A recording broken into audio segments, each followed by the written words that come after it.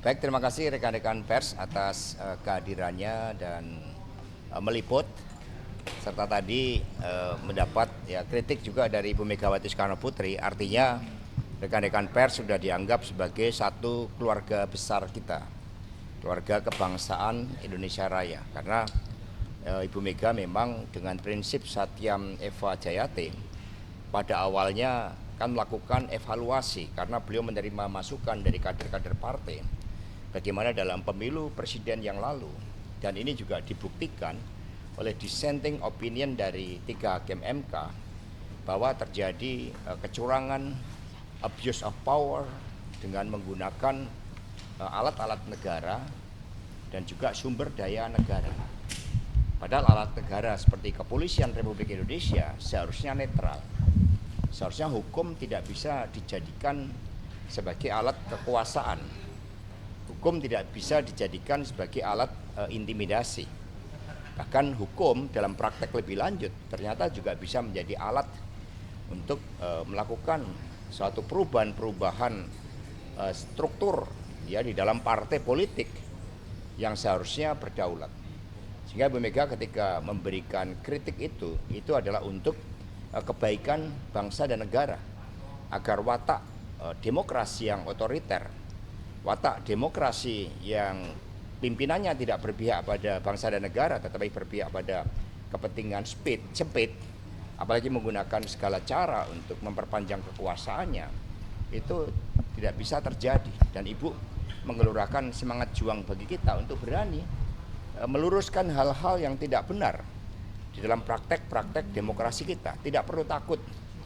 Ibu Mega pernah mengatakan emangnya penjara mampu menampung seluruh gelora kebenaran yang disuarakan untuk menjaga demokrasi kedaulatan rakyat sekiranya pemerintah mau bertindak sewenang-wenang karena kepentingan kekuasaan itu. Nah, dari situlah kemudian Ibu memberikan kritik. Nah, ketika kritik itu kemudian ada media yang menuliskan sepertinya Ibu Ketua Umum melakukan intimidasi. Nah, itulah yang beliau kemudian memberikan suatu kritik keras. Karena seharusnya pemberitaan itu ditangkap substansinya dan ditangkap daya manfaatnya bagi kepentingan bangsa dan negara.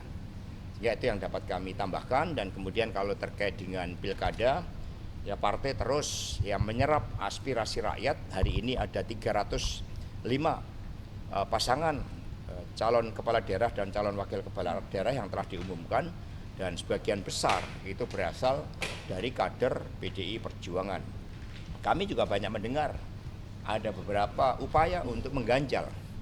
Ada satu wilayah yang karena ada tambang emas, lalu mencoba dibuat calon tunggal.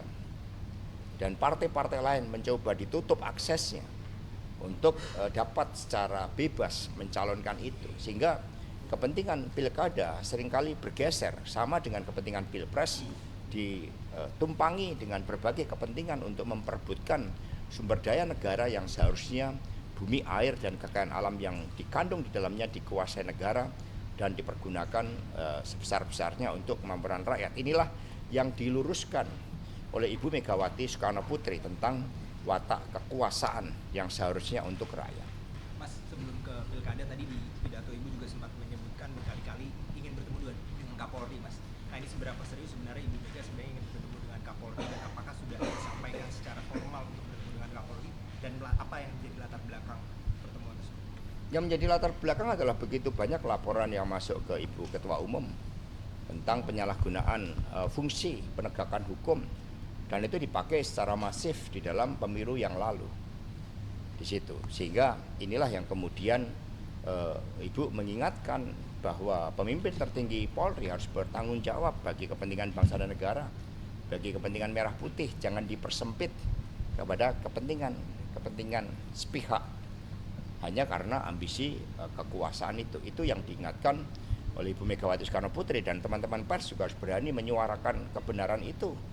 Jadi jangan kita menutup mata ketika ada fungsi alat penegak hukum yang seharusnya mengabdi kepada keadilan, lalu sudah bergeser hanya menjadi alat untuk melakukan tekanan-tekanan tertentu. Mas, masih soal pidato Ibu tadi, Ibu bercerita soal ada upaya untuk pengambil alihan PDI Perjuangan yang membuat Ibu semakin semangat menjadi ketua umum itu. Siapa sih Mas? Ya, ada yang dikatakan tadi Ibu kan mainnya belakang. Ketika ditanya tidak tahu, tidak ikut-ikutan, tidak campur tangan di dalam kedaulatan partai. Tapi faktanya apa yang dulu menjadi rumors itu kan kemudian terjadi.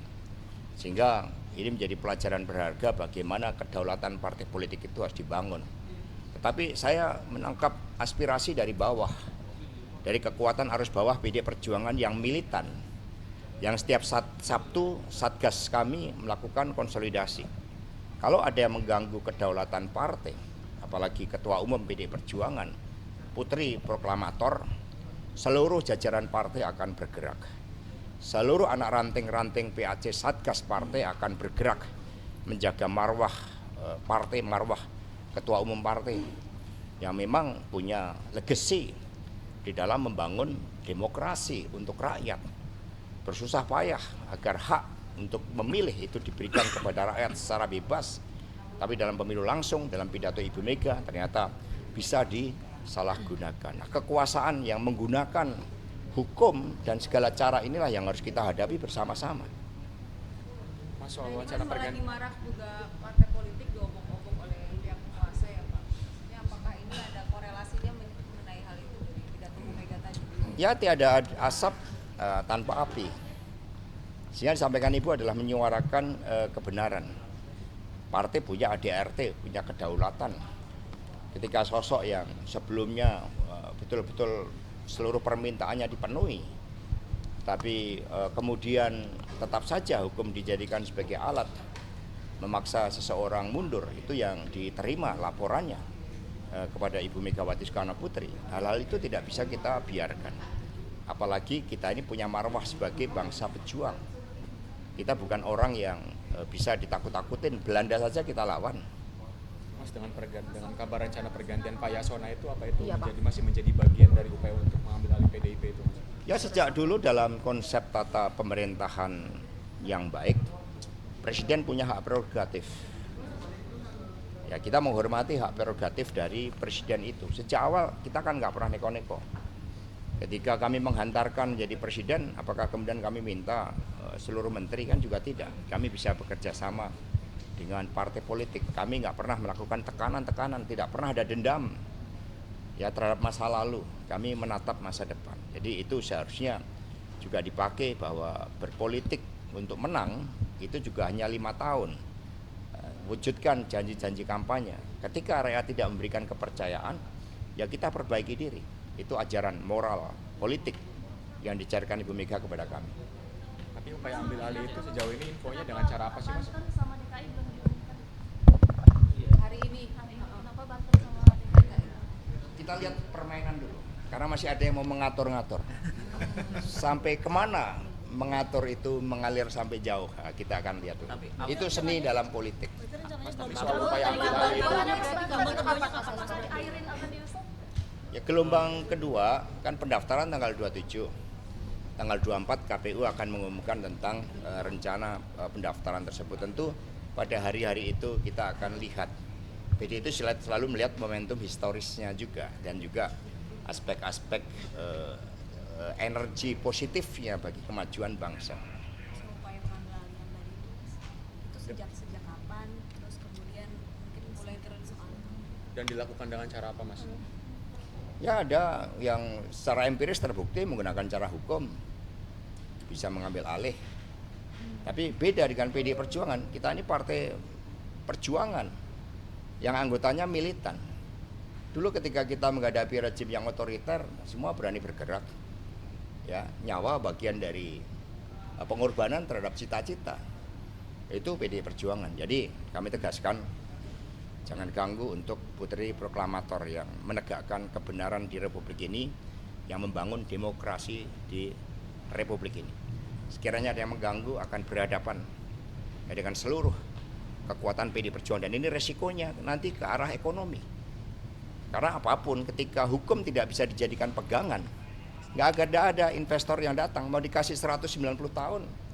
Ketika tidak ada supremasi hukum, gimana mereka akan mendapatkan kepastian atas investasi yang ditanamkan. Jadi bermain-main di dalam politik, apalagi dengan menggunakan hukum, akan membawa resiko dalam bidang ekonomi, dalam bidang sosial. Dan ada Chilean paradoks yang sudah diingatkan oleh Pak Khatib Basri. Ada persoalan terkait dengan pangan, terkait dengan geopolitik. PD Perjuangan mengingatkan kalau kita nggak hati-hati, itu bisa menciptakan suatu resiko-resiko yang tidak perlu. Maka ya sebaiknya mari kita tata kelola negara ini sebagai milik bersama untuk kepentingan rakyat, bukan untuk kepentingan segolongan apalagi elit keluarga. Mas Hasto masih berkaitan dengan ini Mas, bahwa sebentar lagi Partai Golkar akan menggelar Munaslup dan info beredar bahwa Pak Jokowi akan mengisi sebagai ketua Dewan Pengarah dan juga ada nama Gibran juga dari PDIP, melihat seperti apa Mas? Ya selama ini kan selalu terjadi rumors dan ternyata kemudian belakangan bisa terbukti. PD Perjuangan mengharapkan agar kedaulatan partai itu dijaga betul-betul sesuai dengan ADART partai. Kami tidak pernah campur tangan rumah tangga partai lain karena kami pernah mengalami hal itu. Rasanya dipecah belah, diintervensi selama 32 tahun Orde Baru. Dan akhirnya negara tidak kemana-mana, bangsa tidak kemana-mana. Kita ketinggalan dengan Singapura, ketinggalan dengan Malaysia, dengan Thailand. Itu kan akibat penyalahgunaan kekuasaan ketika pemimpin hanya berpikir urusan sempit, tidak berpikir tentang masa depan. Mas soal reshuffle Mas, ini kan ada rumor ada Mas Pak Yasona Lawli itu bakal di reshuffle. Ya tadi udah saya jawab.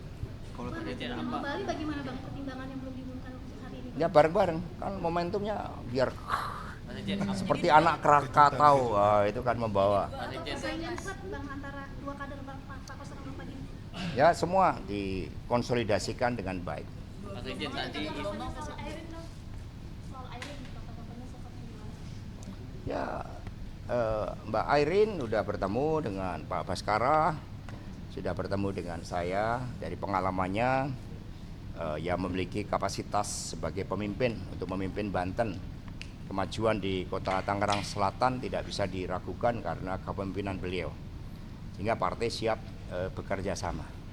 Semoga tidak ada gangguan-gangguan. Kalau orang Jawa itu tidak ada gendruwo-gendruwo yang bisa mengganggu. Ya. Jadi apa benar yang tadi Ibu sempat nyinggung PDIP seperti terkungkung gitu? Benar nggak sih ada kesulitan untuk mencari teman koalisi? Enggak, buktinya hari ini 305 kita calonkan.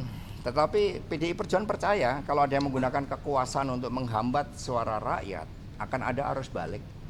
Itu yang tidak diinginkan oleh PDI Perjuangan. Kami tetap menjaga persatuan, kesatuan bangsa, keharmonisan kita sebagai keluarga besar.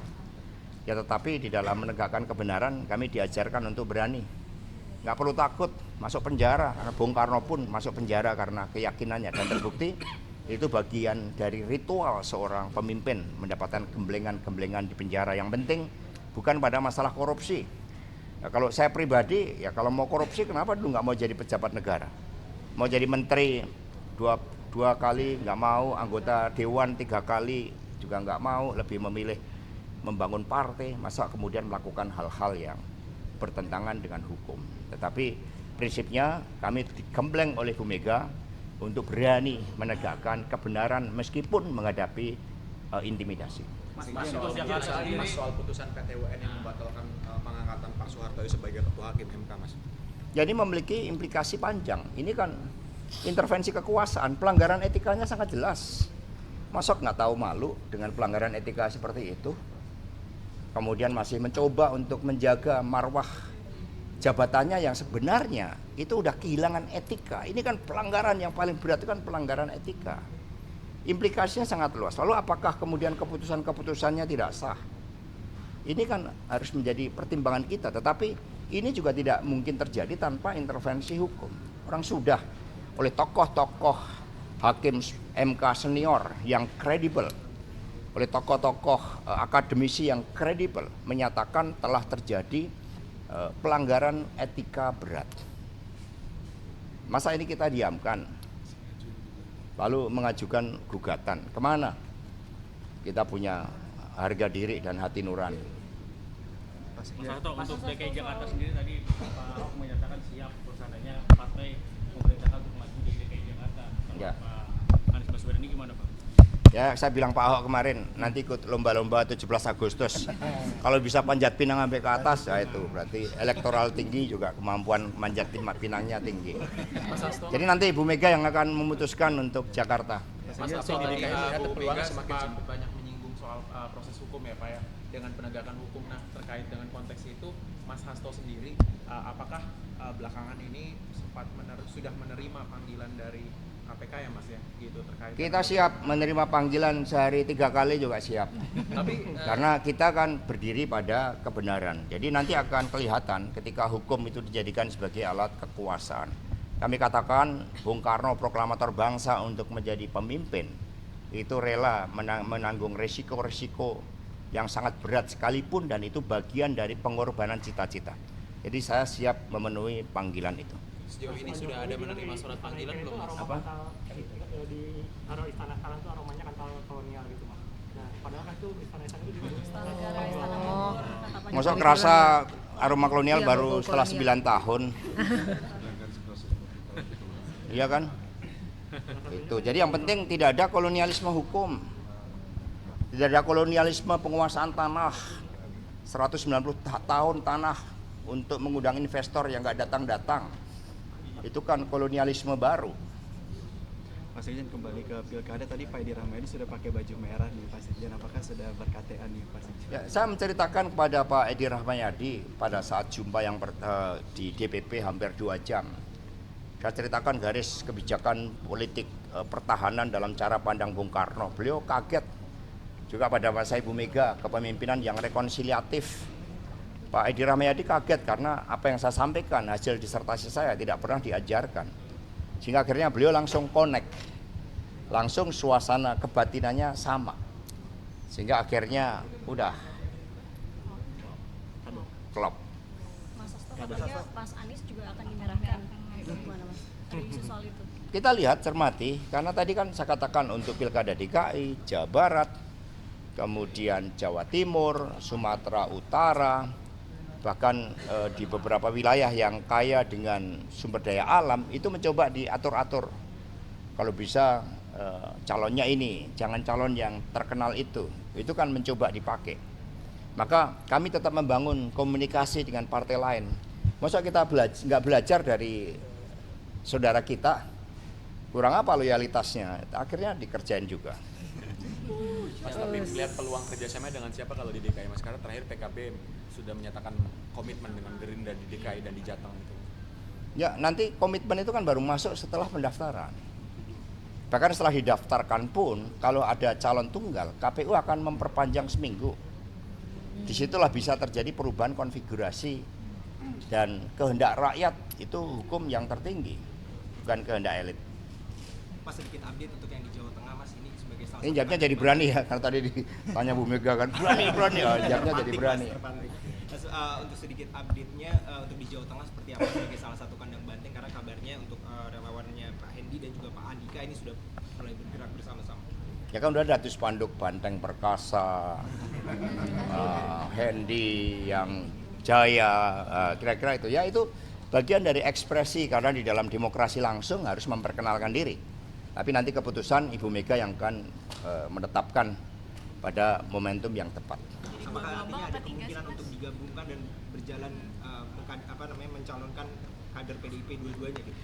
Bisa kombinasi, karena kami juga berdialog dengan partai-partai lain. Ini ada ketua umum partai lain, Pak Sekjen jangan disebut dulu, nanti kami diintervensi kalau cepat-cepat disebut.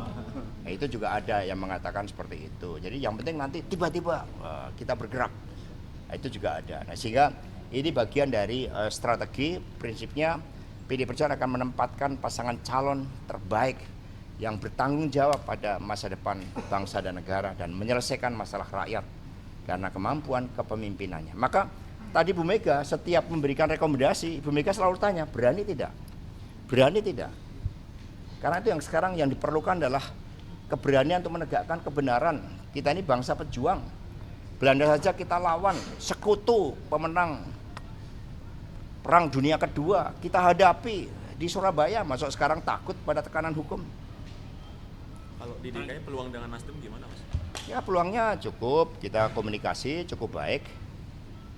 Kalau target pemenangan pilkada sendiri untuk PDIP berapa? Target nanti ditetapkan setelah lihat konfigurasinya. Jadi nggak bisa sekarang. Sekarang kami hanya bisa mengukur berapa target-target ditinjau dari perolehan pemilu legislatif dan kepala daerah yang existing, di mana kami menang. Tapi target nanti akan dilihat setelah konfigurasi politiknya jelas. Oke. Ya. Mas, masih menanggapi isu Mas, ada isu Bu Bintang katanya akan mengundurkan diri. Menurut Mas? Ya kalau isu ditanggapi banyak banget, nanti nggak makan siang. Ya. Ya Pak Hasto, terima kasih.